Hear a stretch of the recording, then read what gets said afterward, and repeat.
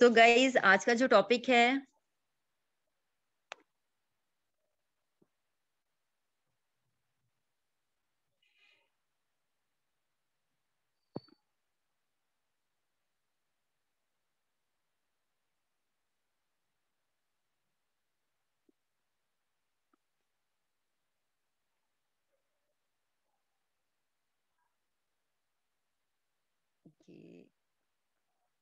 Guys एक दफा chat box में बताएं कि आपको स्क्रीन शो हो रही है। सो हम सेशन स्टार्ट करते हैं फिर। ओके तो आज का जो टॉपिक है वो फाइनेंशियल नॉलेज के ऊपर होगा।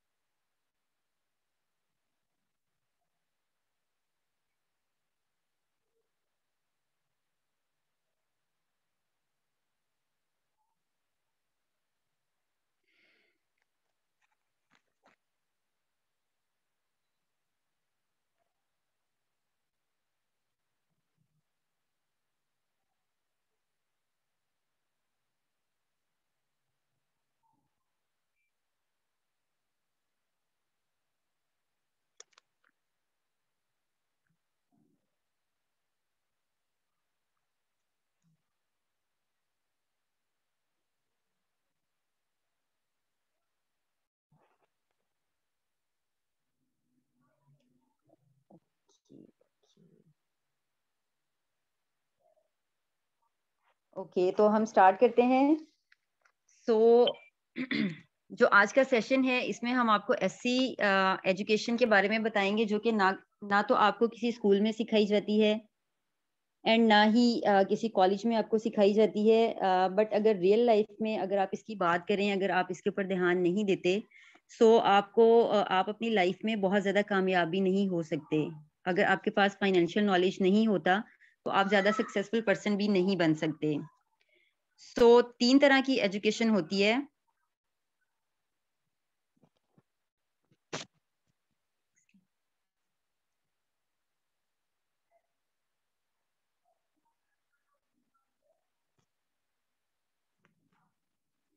सो 3 टाइप की एजुकेशन है जो कि आपके लिए बहुत ज़्यादा इम्पॉर्टेंट होती है। सो फर्स्ट जो है वो एकेडमिक एजुकेशन है, second professional education and third financial education. So जो फर्स्ट है एकेडमिक एजुकेशन, वो आपको ऐसी चीज़ें इसमें सिखाई जाती हैं जो कि आपको स्कूल में कॉलेजेस में सीखने को मिलती हैं, बट रियल लाइफ में इनमें से बहुत सारी चीज़ें ऐसी होती हैं जो कि आपके किसी काम नहीं आती हैं। सेकंड प्रोफेशनल एजुकेशन आ जाती है, जैसा कि अगर आप कोई फोटोग्राफर बनना चाहते हैं या आप कुक बनना चाहते हैं या फिर आप कोई डांसर बनना चाहते हैं तो आप जो स्किल्स सीखेंगे वो आपकी एजुकेशन होगी और वो आपकी वो एजुकेशन होगी जो प्रोफेशनल वे में आप सीखते हैं। एंड जो आपने काम करना है, जो प्रोफेशन आपने चूज किया होगा उसके अकॉर्डिंग आप जो नॉलेज लेंगे वो आपकी प्रोफेशनल एजुकेशन होगी। So third one is financial education. So ये एजुकेशन जो है ये पैसे को लेके होती है, लाइफ में आप कितना पैसा कमाने वाले हैं या आप क्या बनने वाले हैं। एंड आप फाइनेंशियल एजुकेशन जो है ये इसके ऊपर डिपेंडेंट है कि आपको ये एजुकेशन कहाँ से मिलती है एंड कितनी आपको ये एजुकेशन मिलती है। सो ये जो एजुकेशन है ये हमारी फैमिली से हमें मिलती है, जैसे कि जिस तरीके की फैमिली या बैकग्राउंड होता है सो इसी तरह से ये जो एजुकेशन है ये हमें मिलती है फाइनेंशियली। कि अगर एक इंसान है वो मतलब किसी गरीब फैमिली से बिलोंग करता है या पुअर फैमिली से बिलोंग करता है सो उसको उसके पास जो चांसेस हैं वो कम होते हैं कि वो अपनी लाइफ में सक्सेसफुल बन सके। सो इसमें क्या होता है कि अगर आप किसी रिच फैमिली से बिलोंग करते हैं तो ऑब्वियसली आपको आपका जो माइंडसेट है, जो बिजनेस क्लास फैमिली होती है उनका माइंडसेट जो है वो बिजनेस माइंडसेट होता है। सो यही फर्क होता है बिजनेस मैन फैमिली के पर्सन्स में एंड जो पुअर पर्सन होता है उनकी फैमिली जो होती है उनके पर्सन्स में, कि उनकी बहुत डिफरेंस होता है उनके माइंडसेट में। सो जिस वजह से उनको जो फाइनेंशियल एजुकेशन है वो उनकी फैमिली के अकॉर्डिंग मिलती है, कि अगर बिजनेस माइंडसेट की फैमिली है तो उनको ऑब्वियसली वैसा ही फाइनेंशियल नॉलेज मिलेगा, एंड अगर कोई पुअर फैमिली से है तो उनको वैसा ही फाइनेंशियल नॉलेज मिलेगा। सो यहाँ पर हम बात करते हैं रॉबर्ट क्यूसा की, कि उसने एक बुक है rich dad and poor dad. उसमें उन्होंने बताया है अमीर बाप और गरीब बाप की एजुकेशन के बारे में। सो इस किताब में आप पढ़ सकते हैं कि इस किताब में उन्होंने एक क्वाड्रेंट की बात की है, जिसके बारे में मैं अभी आपको बताऊंगी। In the next I am going to explain ESBI। So ESBI क्या है? ये 4 कैटेगरीज हैं जहां पर हम 4 टाइप की इनकम जनरेट कर सकते हैं। सो एम्प्लॉयमेंट जो है, एम्प्लॉयमेंट में एंड सेल्फ एम्प्लॉयमेंट में जो कैटेगरी है इसमें 90% लोग होते हैं, एंड यहाँ पर जो इनकम होती है वो जस्ट 10% होती है। सो अगर बात करें हम बिजनेस की और इन्वेस्टर की, तो यहाँ पर 10% लोग होते हैं, बट यहाँ पे जो इनकम होती है वो 90% होती है। एंड इन 90% जो लोग हैं, ये इनके पास दुनिया का 10% पैसा होता है, यानी कि यहाँ पे लोग बहुत ज्यादा होते हैं बट इनकम जो है वो बहुत कम होती है यहाँ पे। तो अगर बिजनेस और इन्वेस्टर यानी कि जो 10% लोग हैं, अगर इनको देखा जाए तो इनके पास दुनिया का 90% पैसा होता है। तो ये लोग क्या करते हैं, 10% जो लोग हैं ये 90% लोगों को कंट्रोल करते हैं। ऐसा क्या करते हैं ये लोग? अगर इनके पास ऐसा कौन सा वेपन होता है जिसको हम बोलते हैं in the next time leverage. Okay, time leverage जो है इन लोगों के पास जो वेपन होता है उसको हम टाइम लेवरेज बोलते हैं। यानी कि ये जो लोग हैं अपने जो टाइम का साइकिल होता है इसको ब्रेक करते हैं। सो हमने यहाँ पर देखा ESBI में हमने 4 तरीके के यहाँ पर कैटेगरीज देखी। यहाँ पर हम 4 टाइप की इनकम जनरेट करते हैं, कैसे पैसा कमाते हैं। सो जिसमें ज्यादा पैसा कौन कमा रहा है? इन्वेस्टर और बिजनेसमैन। सो सेकंड ये कि जो बिजनेसमैन होता है वो अपने टाइम को मल्टीप्लाई करता है। अब जो बिजनेसमैन है वो किस तरह से मल्टीप्लाई करता है? वो क्या करता है कि जी हमारे पास 24 आवर्स होते हैं वर्क करने के लिए। तो 24 घंटे में एक बिजनेसमैन जो है वो अपने साथ अगर 10 लोगों को, और वो जो 10 लोग हैं उसके लिए 10-10 घंटे काम करते हैं, तो ऑब्वियसली उसका जो काम है वो एक दिन में 100 घंटे का काम हो जाता है। यानी कि उन 10 लोगों ने मिलकर 100 घंटे का काम किया। तो इस तरह वो जो बिजनेसमैन है वो और ज्यादा अमीर बन जाता है। तो एक अमीर इंसान को ही पता होता है कि वो और ज्यादा अमीर किस तरह से बनता है। सो जब वो अपने 24 हार्ट के साइकिल को ब्रेक करेगा तभी वो अमीर बन पाएगा। तो क्या हम अपने 24 घंटे का साइकिल ब्रेक कर रहे हैं? आप लोग मुझे चैट बॉक्स में बताएं कि क्या हम ऐसा कुछ करते हैं कि हम अपने टाइम के सर्कल को ब्रेक करें एंड हम वहां पे ज्यादा से ज्यादा अर्निंग करें।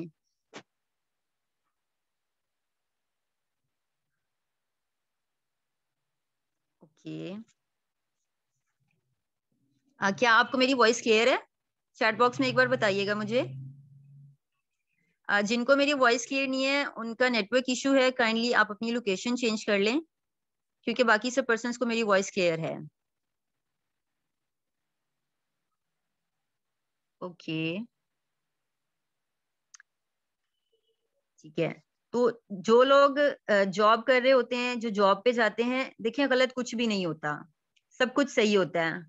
बट हमें आज से सीखना समझना चाहिए इस चीज को कि अल्टीमेट गोल क्या है हमारे। हम ऑब्वियसली मजबूरी के तहत जॉब भी करते हैं एंड हमें जो भी काम करना पड़ता है हम वो मजबूरी के तहत करते हैं। बट फाइनली हम किसी डिसीजन को, कोई भी जो हमारा डिसीजन होता है, लाइफ का गोल होता है, हम वो नहीं ले पाते हैं। तो हमें पता होना चाहिए कि हमें अपने टाइम को कैसे मल्टीप्लाई करना है एंड हमें कैसे फाइनेंशियली अपने आप को एजुकेट करना है। और ये जो है फाइनेंशियल एजुकेशन का दूसरा पॉइंट है। एंड इन दी नेक्स्ट अब हम थर्ड पॉइंट की बात करते हैं।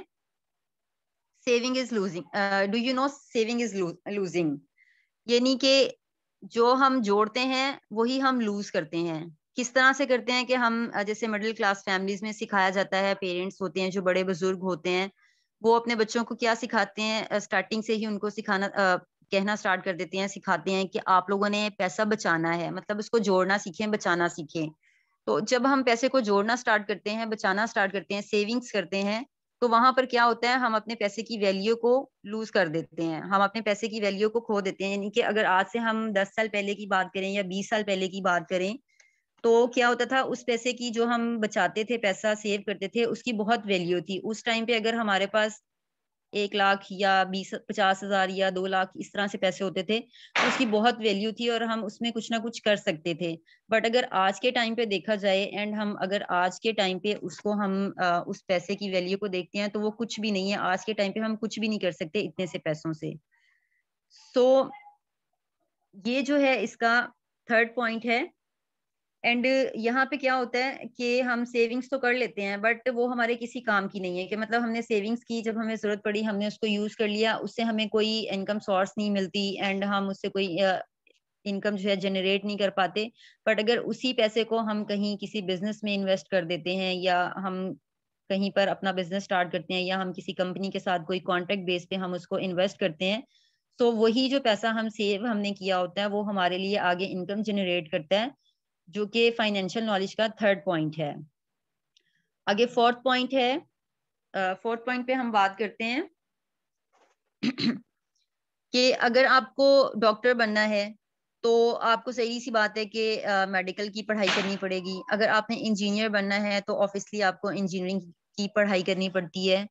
तो इसी तरह अगर आपने अमीर बनना है एंड आपने लाइफ में कुछ अचीव करना है, सक्सेसफुल पर्सन बनना है, तो ऑब्वियसली आपको वेल्दी लोगों को स्टडी करना पड़ेगा।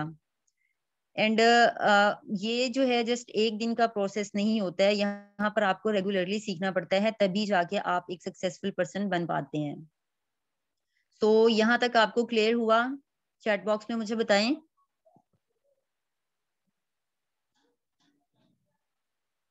Okay, okay. आप लोग नोट डाउन भी कर रहे हैं साथ साथ, या जस्ट लिसनिंग कर रहे हैं? क्योंकि जो पॉइंट मैं आपको बता रही हूँ ये बहुत जरूरी है, आप इसको नोट डाउन भी कीजिएगा साथ साथ। ओके,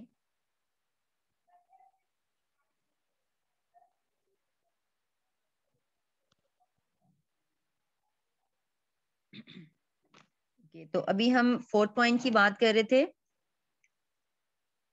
फोर्थ पॉइंट में ये था कि आपको वेल्दी लोगों को स्टडी करना पड़ता है, एंड आप, ये एक दिन का प्रोसेस नहीं होता है, वन टाइम जस्ट आपने लर्निंग नहीं लेनी होती है। आपने अगर ज्यादा अर्निंग करनी है, ज्यादा आपने कुछ सीखना है, तो उसके लिए आपको रेगुलरली सीखना पड़ता है। एंड जो सक्सेसफुल पर्सन है, जो वेल्दी पर्सन है, उनको आप रेगुलरली स्टडी करेंगे, तो देन आप कुछ अच्छा सीखेंगे एंड आप अपनी लाइफ में सक्सेसफुल पर्सन बनेंगे। सो अगर आपने जैसे वैसे अगर बात की जाए कि आप चाहते हैं कि आप लाखों रुपए कमाएं, तो उसके लिए आपको क्या करना पड़ता है?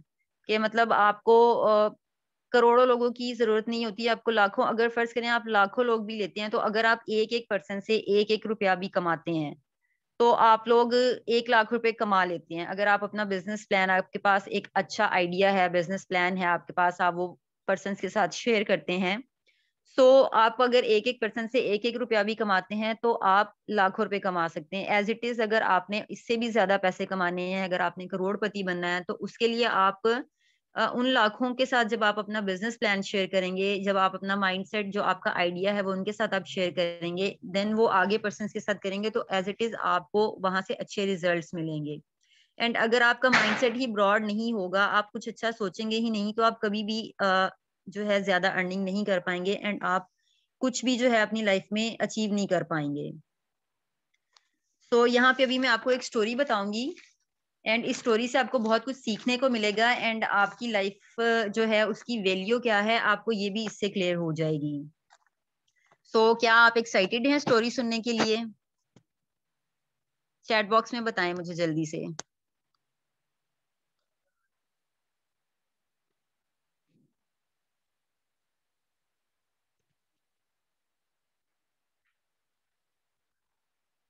ओके, तो ठीक है।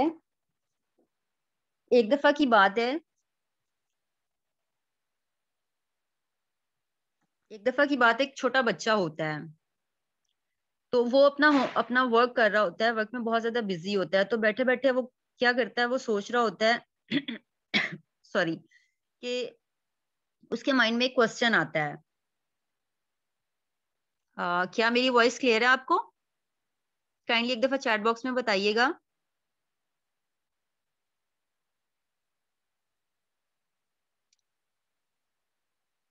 ओके, जिनको मेरी वॉइस क्लियर नहीं है काइंडली वो अपनी लोकेशन चेंज करें, क्योंकि बाकी सब पर्सन्स को मेरी वॉइस क्लियर है।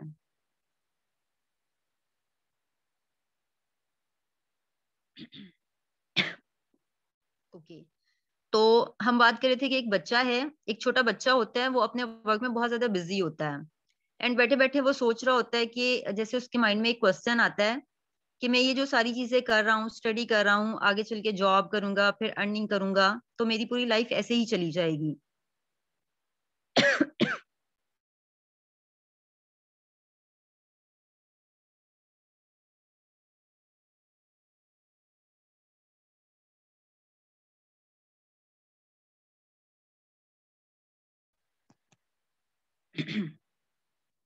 तो वो सोच रहा होता है कि मैं इतना सब कुछ करूंगा, स्टडी करूंगा, जॉब करूंगा, अर्निंग करूंगा, तो मेरी जो पूरी लाइफ है वो इसी तरह से चली जाएगी। तो जब वो उसके माइंड में ये क्वेश्चन आता है, तो फिर वो ये सोचता है कि मेरी लाइफ की वैल्यू क्या है। वो यही क्वेश्चन अपने माइंड में लिए अपने बाबा के पास जाता है, और वो अपने बाबा के पास जाके पूछता है कि बाबा मेरी लाइफ की वैल्यू क्या है, मुझे जाननी है, आप मुझे बताएं, मुझे गाइड करें, इससे रिलेटेड मेरे मुझे आप कुछ बताएं ताकि मुझे पता चले कि मेरी लाइफ की एक्चुअल वैल्यू क्या है। तो उसके पापा क्या करते हैं, वो उठते हैं एंड अपने रूम में चले जाते हैं। रूम में जाने के बाद वो एक ब्लैक कलर का शाइनिंग स्टोन होता है, वो लेकर आते हैं उस बच्चे के पास, एंड उस बच्चे को कहते हैं कि अगर तुम्हें अपनी लाइफ की वैल्यू जाननी है ना, तो इस स्टोन को कल मार्केट में लेकर जाना और वहां पे जाके इसको ना सेल करने की ट्राई करना। तो अगर कोई भी तुमसे इसकी कीमत पूछे तो तुमने कुछ भी नहीं बोलना, कुछ भी नहीं कहना, जस्ट अपनी 2 उंगली रेस करनी है, तो तुम इसको सेल करके आ जाना। सो बच्चा सेम वैसे ही करता है, वो स्टोन लेके मार्केट में चला जाता है, एंड मार्केट में जाता है तो वहां पर जो है उसको सेल करने की ट्राई करता है। तो एक बहुत बूढ़ी औरत आती है, ज़ईफ औरत होती है, वो आती है एंड वो बच्चे के पास उस स्टोन को देखती है, एंड वो स्टोन उस बूढ़ी औरत को बहुत ज्यादा पसंद आ जाता है। वो बच्चे से उसकी प्राइस पूछती है कि बेटा इसकी प्राइस क्या है, आप इसे कितने में बेचोगे, कितने में आप मुझे इसे दे दोगे। तो वो बच्चा कुछ भी नहीं बोलता, जैसे उसके पापा ने उसको कहा होता है कि आपने कुछ भी नहीं बोलना, जस्ट आपने अपनी 2 उंगली रेस करनी है, तो वो एज इट इज ऐसे ही करता है। वो उस बुढ़िया को कुछ भी नहीं बोलता, एंड वो अपनी 2 उंगली रेस कर देता है। तो उस बुढ़िया को लगता है कि इस पत्थर की जो कीमत है वो 200 रुपीज है। तो वो एग्री हो जाती है, एंड वो उसको कहती है कि ठीक है, मैं इसे ले लेती हूँ आपसे, आप ये पेमेंट ले लो और ये पत्थर मुझे दे दो। तो वो बच्चा बहुत खुश होता है, वो उसको सेल आउट करके उस बुढ़िया को 200 रुपीज में सेल करके, एंड वो बहुत खुश होता है एंड एक्साइटेड होता है, और ना वो चला जाता है अपने पापा के पास, एंड अपने पापा को बताता है, बहुत खुशी के साथ बताता है कि बाबा जो जैसा आपने कहा मैंने वैसा ही किया, एंड पहली बार मैंने अपनी लाइफ में 200 रुपीज की अर्निंग की है। तो उसके बाबा जो है ना उसको शाबाश देते हैं, एंड फिर ना उसके पापा फिर क्या करते हैं, सेम ऐसे ही करते हैं कि फिर अपने रूम में जाते हैं एंड फिर वैसा ही एक पत्थर लेकर आते हैं, और फिर इस बार उसको कहते हैं कि अब आपने ना इस पत्थर को एक म्यूजियम में लेकर जाना है, एंड वहां पर जाकर आपने इसको ना सेल करने की ट्राई करनी है। सो वो बच्चा क्या करता है, वो एज इट इज अपने बाबा की बात मानता है। वो जो है जाता है म्यूजियम में, और उसके पापा ने उसको कहा होता है कि आपने इस बार भी कोई आपसे प्राइस पूछे तो आपने कुछ भी नहीं बोलना, जस्ट आपने अपनी 2 उंगली रेस करनी है, एंड जब आप अपनी 2 उंगली रेस करेंगे तो वहां पर आपकी जो है, वहां पे जो भी पर्सन आपसे ये पूछेगा आप उसको बताओगे, 2 उंगली रेस करोगे, उसको उसकी प्राइस का ऑटोमेटिक पता चलेगा, तो आपने उसको वो सेल आउट करके और आ जाना है। वो बच्चा एज इट इज ऐसे ही करता है, म्यूजियम में जाता है अगले दिन, एंड म्यूजियम में जाके वो वहां पे उस पत्थर को लेके खड़ा होता है, तो वहां पर जो है ना एक पर्सन आता है। तो वो पर्सन आके उसको बोलता है कि ये बहुत खूबसूरत है पत्थर, तो तुम इसे मुझे सेल कर दो, तो इसे कितने का सेल करोगे। बच्चा एज इट इज पहले की तरह कुछ भी नहीं बोलता, खामोशी से खड़ा रहता है। तो वो जस्ट अपनी 2 उंगली रेस कर देता है, बट बच्चा माइंड में जो है ना अपने मतलब अंदर ही अंदर वो कंफ्यूज भी हो रहा होता है कि अब मैं क्या करूं।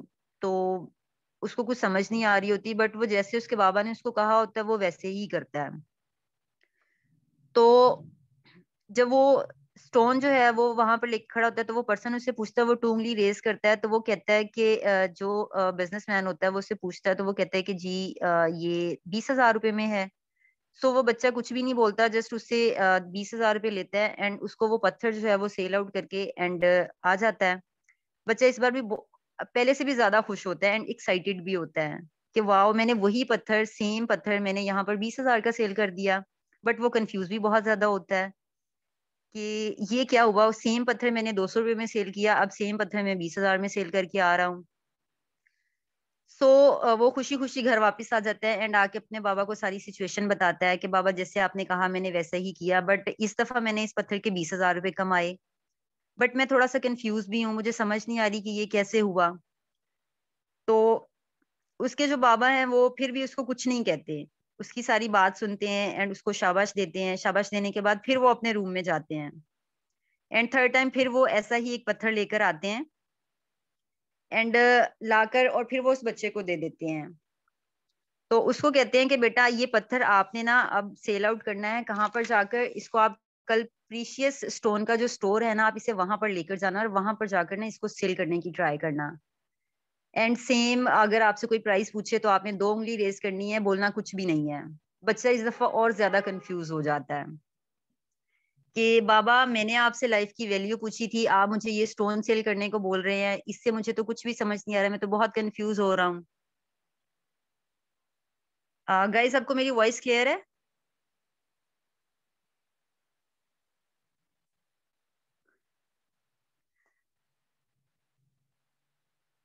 ओके। तो बच्चा क्या करता है, वो प्रीशियस जो स्टोन का स्टोर होता है ना वहां पर चला जाता है एंड वहां जाके जो शॉप का ओनर होता है ना वो उस बच्चे को देखता है, उसके हाथ में वो स्टोन को देखता है एंड उसको ना वो स्टोन बहुत पसंद आता है। तो वो शॉपकीपर बच्चे से पूछता है कि बेटा इसकी प्राइस क्या है। तो वो बच्चा एज इट इज पहले की तरह अपनी 2 उंगली रेस करते हैं एंड शॉपकीपर को लगता है कि अच्छा इसकी कीमत 2 लाख रुपए है। तो वो बच्चा जो है ना रेडी, वो बच्चे को कहता है कि ठीक है मैं रेडी हूँ इसे खरीदने के लिए, ये मुझे बहुत पसंद है तो आप मुझे ये दे दो एंड मैं आपको इसकी कीमत दे देता हूँ। तो जो शॉपकीपर होता है वो बच्चे को 2 लाख रुपए दे देता है, वो मामूली सा पत्थर जो होता है वो 2 लाख रुपए में बच्चा सेल कर देता है। तो बच्चा बहुत कंफ्यूज होता है कि सेम पत्थर मैंने 200 में बेचा, फिर मैंने 20,000 में बेचा एंड अभी यहाँ पर आकर मैंने इसको 2 लाख रुपए में सेल कर दिया है। बच्चा वो सारी सिचुएशन अपने बाबा को बताता है कि बाबा इस तरह से है तो मतलब मुझे नहीं समझ आ रही कि ये सब क्या हो रहा है। सेम पत्थर मैंने 3 जगह पे जाके सेल आउट किया, पहले मैंने उसको 200 का सेल किया, फिर मैंने उसको 20,000 का एंड अब मैंने उसको 2 लाख रुपए का सेल किया। सो ये सारी चीजें उसके माइंड में चल रही होती हैं, वो अपने बाबा को बताता है। तो उसके बाबा फिर उसको समझाते हैं कि ये सारी सिचुएशन जो तुमने पत्थर सेल किया एंड अलग अलग जगह पे जाके तुमने इसको ट्राई किया, तो इसके थ्रू तुम्हें लाइफ की वैल्यू समझा रहा हूं मैं। तो वो उसको समझा रहे होते हैं लाइफ की वैल्यू कि सेम यही चीज हम अगर खुद से रिलेट कर सकते हैं कि बच्चा जो है वो कहता है कि पापा जैसा कि आपने मुझे कहा मैंने वैसा ही किया, बट मुझे समझ नहीं आई कि ये सब हुआ क्या और कैसे हुआ। तो उसके पापा फिर उसको बोलते हैं कि तुम्हें ये जाना था कि तुम्हारी लाइफ की वैल्यू क्या है।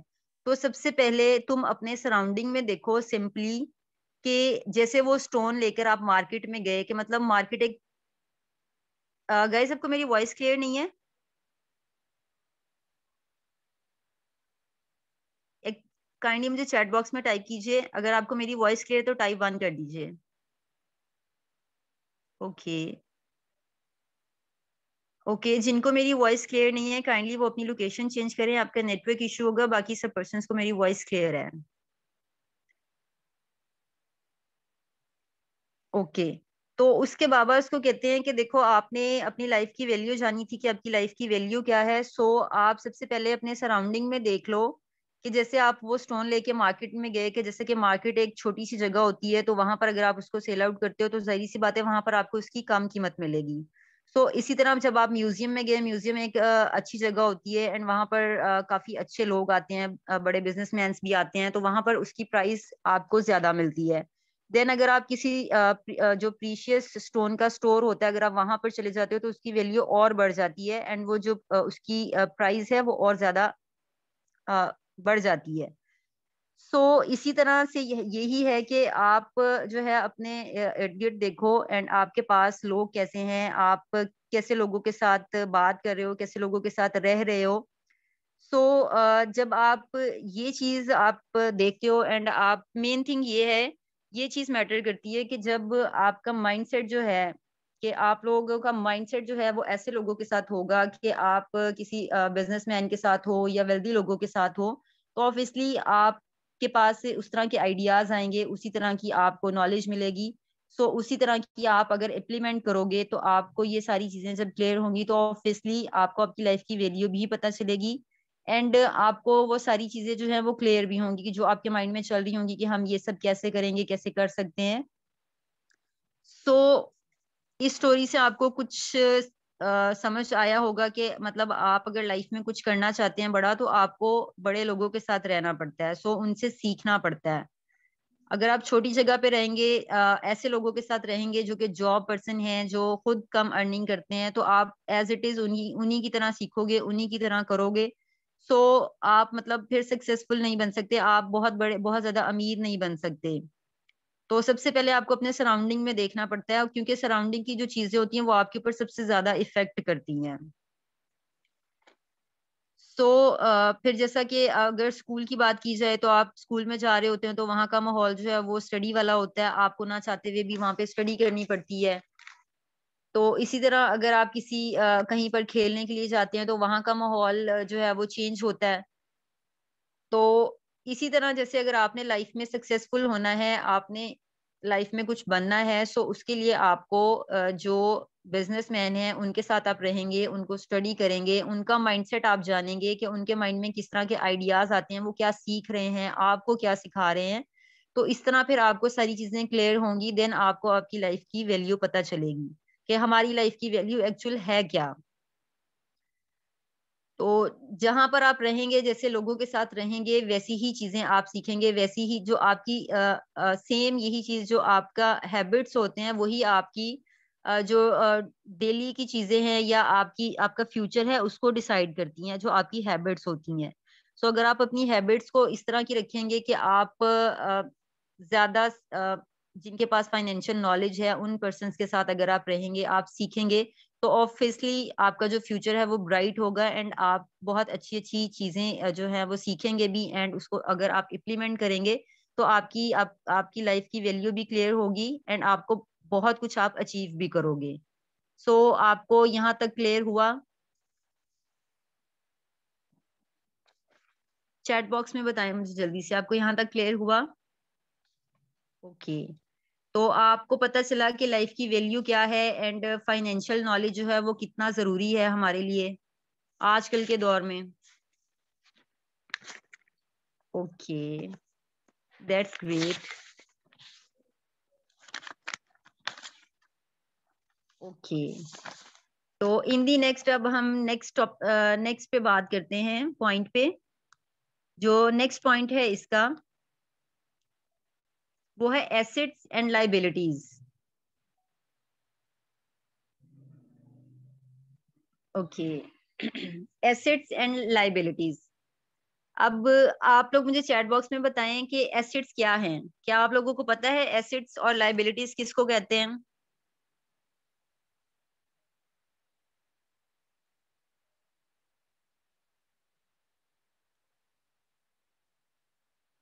ओके, नहीं पता। ओके, ठीक है। अगर फर्स्ट हम लाइबिलिटीज के ऊपर बात करेंगे, लाइबिलिटीज जो हैं वो क्या है? लाइबिलिटीज वो होती हैं जैसा कि हमारा जितना भी खर्चा होता है, अगर फर्ज करें हम कोई खर्च कर रहे हैं, अगर हम बिजली का बिल पे कर रहे हैं, या हमने कोई चीज किस्तों पे ली हुई है, हम उसकी किस्त पे कर रहे हैं, रेंटल घर पे रह रहे हैं, तो ये सब जो चीजें होती हैं ये हमारी लाइबिलिटीज होती हैं। तो लाइबिलिटीज जितनी ज्यादा आजकल जो जैसा कि देखा जाए तो लाइबिलिटीज जो हैं वो ज्यादा हैं, एंड जो एसेट्स हैं वो बहुत कम है। तो एसेट्स की अगर बात की जाए तो एसेट्स ऐसी चीजें होती हैं या वो चीज होती है जिससे आपको इनकम आती है, जो कि आपके लिए इनकम जनरेट करती है। लाइक हम प्रॉपर्टी की बात कर लें, अगर हमारे पास प्रॉपर्टी है, कोई घर है एंड हमने उसको रेंट पे दिया हुआ है एंड वहां से हमको रेंटल इनकम आ रही है, तो वो हमारा एसेट्स है। एंड अगर हम वहां पे खुद रह रहे हैं प्रॉपर्टी में एंड हमने उसको रेंट पे नहीं दिया हुआ, तो वो हमारी लाइबिलिटी है। सो अभी आपको एसेट्स एंड लाइबिलिटी में डिफरेंस क्लियर हुआ? चैट बॉक्स में मुझे बताएं।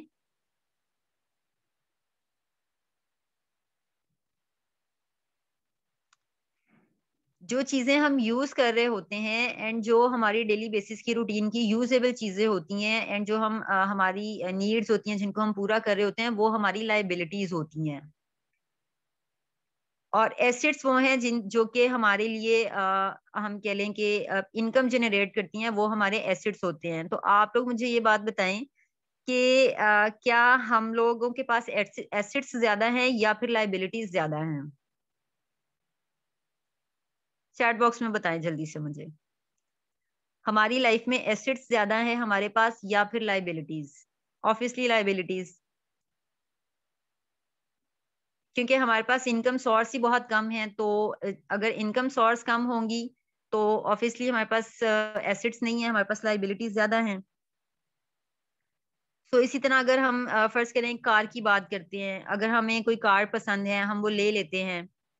तो वहां पे क्या होता है कि अगर हम उस कार को अपनी पर्सनल यूज में लेकर आते हैं, तो वो हमारी लाइबिलिटी हो जाती है, क्योंकि उसके ऊपर हमने खर्चा भी करना है। अगर उसमें कोई इश्यू हो गया तो हमने उसको रिपेयर भी कराना है, हमने उस पर फ्यूल का खर्च भी करना है एंड ये सारी चीजें जो हैं।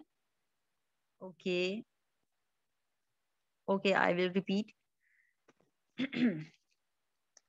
एसेट्स जो हैं, एसेट्स क्या होते हैं? एसेट्स ऐसी चीजें होती हैं जो हमारे लिए इनकम जनरेट करती हैं। इनकम कैसे जनरेट करती हैं वो चीजें? लाइक कोई प्रॉपर्टी है हमारे पास, अगर हम उसको रेंट पे दे देते हैं, वहां पे हमें मंथली रेंटल इनकम आती रहती है। सो वो हमारा एक एसेट है।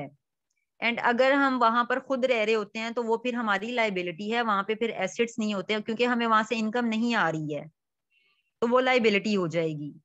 सो एज इट इज, अगर हम कार की बात करें, अगर हम उसे अपने पर्सनल यूज में रखते हैं, तो वहां क्या होता है कि वो हमारी लाइबिलिटी बन जाती है कि हमने उसमें फ्यूल भी डलवाना है, हमने उसका वर्क भी कराना है, उसमें कोई भी इशू है तो उसको हमने क्लियर भी। जाहिर सी बात है, अगर हम गाड़ी रखेंगे तो उसके ऊपर खर्चा भी आएगा, वो भी हमें करना है, तो वो हमारी लाइबिलिटीज में काउंट होता है।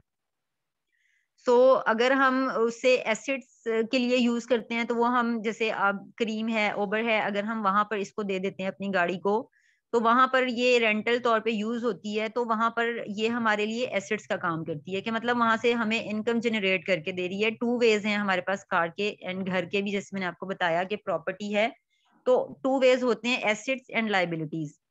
तो अगर हम कार रेंट पे दे देते हैं, तो जाहिर सी बात है रेंट पे चलेगी तो हमें वहां से इनकम आएगी, तो वो हमारा एसेट्स है। तो अब ये 90% जो दुनिया के लोग हैं, इनकी लाइफ में 90% लाइबिलिटी होती है एंड 10% एसेट्स होते हैं। तो जो ये हमारे हाथ में होता है कि हमने जो है इनकम सोर्स किस तरह से ज्यादा करनी है एंड अपनी लाइबिलिटीज को कैसे कम करना है एंड एसेट्स को कैसे हमने बढ़ाना है। ये हमारे अपने हाथ में होता है कि हम किस तरह से इन सारी चीजों को कवर कर सकते हैं, कंट्रोल कर सकते हैं। ओके, इन दी नेक्स्ट हम नेक्स्ट पॉइंट पे बात करते हैं कि पर्सनल एसेट्स जो हैं वो क्या हैं। एंड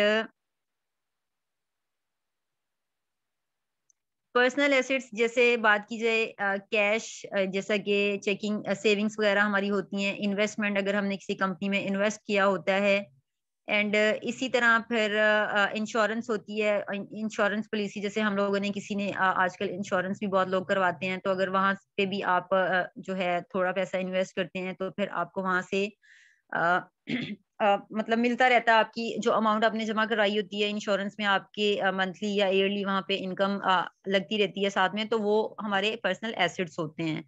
इसी तरह पर्सनल प्रॉपर्टी, फिर जो हमने किसी को लोन दिया होता है, अगर हमने वो रिसीव करना होता है, तो वो हमारी जो है वो पर्सनल एसेट्स होते हैं। फिर इसी तरह ऑटोमोबाइल जो है ये भी हमारे लिए एक हमारा पर्सनल एसेट्स है। जो पर्सनल लाइबिलिटीज हैं वो क्या है, लोन, जैसे हमने किसी से लोन लिया एंड हमने उनको वापस करना है। क्रेडिट कार्ड जो कि हम यूज करते हैं, खर्चा करते हैं। पर्सनल डेबिट के मतलब हम यूज करते हैं पर्सनली। फिर करंटली मंथली बिल्स जो होते हैं जो हमने हर मंथ पे करना होता है। फिर रियल एस्टेट का है। तो एज इट इज इसी तरह जो है अनपेड टैक्सेस, जो हम टैक्स नहीं पे करते हैं, घर के हों चाहे वो किसी भी चीज के हों, हम पे नहीं करते हैं। सो ये सारी चीजें जो है ये लाइबिलिटीज में आती हैं एंड पर्सनल एसेट्स में आते हैं। तो आपको क्लियर हुआ एसेट्स एंड लाइबिलिटीज में क्या डिफरेंस है एंड ये किस तरह से होता है, ये चीज आपको क्लियर हुई? ओके ओके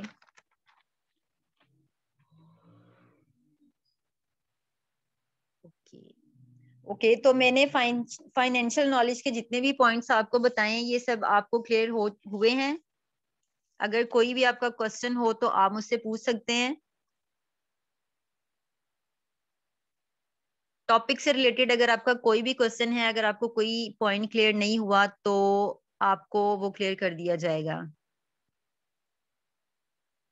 जस्ट 5 मिनट और फिर हम सेशन को एंड करते हैं। Okay, no question. ओके जी, कौन सा पॉइंट रिपीट करना है आप बताइएगा। 1 and 2 पॉइंट। फर्स्ट,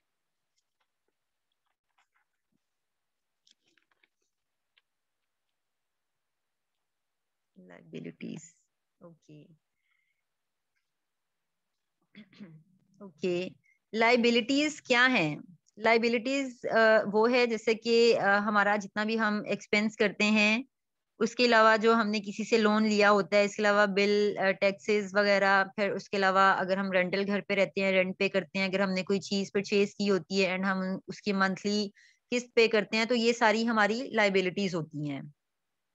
इसको हम एसेट्स में काउंट नहीं करते। एसेट्स वो होते हैं जो हमारे लिए इनकम जनरेट करते हैं। ओके, क्लियर हुआ आपको लाइबिलिटीज का?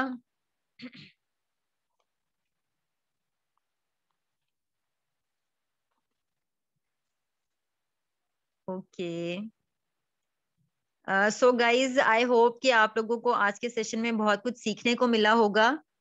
जितनी भी चीजें मैंने आपको बताई, आपको काफी कुछ यहाँ से समझ आया होगा एंड आपको बहुत सारी जो चीजें हैं वो भी क्लियर हुई होंगी एंड आपको आपकी जो लाइफ की वैल्यू है वो भी क्लियर हुई होगी कि आपको अपनी लाइफ में क्या करना है एंड किस तरह आपको सक्सेसफुल पर्सन बनना है। अभी जल्दी से आप जिस ग्रुप में ऐड हैं उस ग्रुप में जाएं एंड वहां पर जाकर आप उनको अपने, जिन्होंने आपको लिंक सेंड किया है या जिस ग्रुप से आपको ये लिंक मिला है, वहां पर आप बताइए कि I have watched full webinar, kindly send me videos. जल्दी से ये वहां पर मैसेज ड्रॉप करें एंड आकर यहाँ पर टाइप 2 करें। फिर हम